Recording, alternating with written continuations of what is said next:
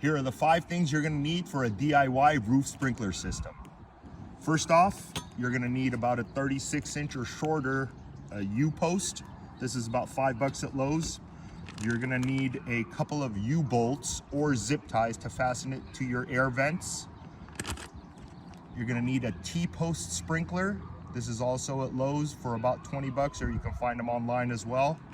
If you're setting up more than one roof sprinkler, you're gonna need a shutoff, either a 2-way or a 4-way, but the more ways you split it off, the less pressure you're gonna have. So you want to take that into consideration.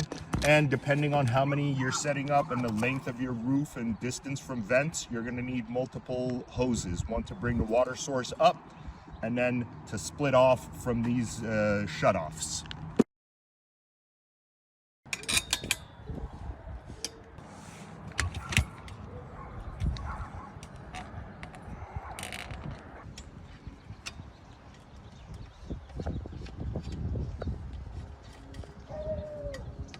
So this hose coming up is from our hose bib down in the yard. So this is your main water source coming up.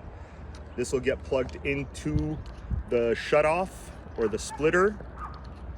So that way I'm gonna be going to 2 sprinkler systems here, one to my right and one over here to the left. Then this will actually feed directly into the first sprinkler on my right side.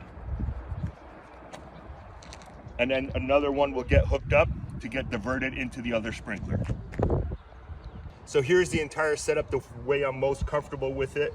Like I said, if you don't have these U-bolts, you can use the zip ties, but it's more secure with these U-bolts. Depending on what size your air vents are, you're gonna need to figure that out and get the appropriate size U-bolts. But this particular one is about a 2-inch wide U-bolt. This T-post gets mounted onto your air vent with 2 of these. Goes up, gets hooked up over here with this T sprinkler. This is capped off. This hose goes to that splitter over there, and then the splitter gets hooked up to our hose bib directly in the yard, and we'll get as much power as possible. You will need to adjust this to get the right coverage on your roof. This is pretty much your DIY fire roof suppression system.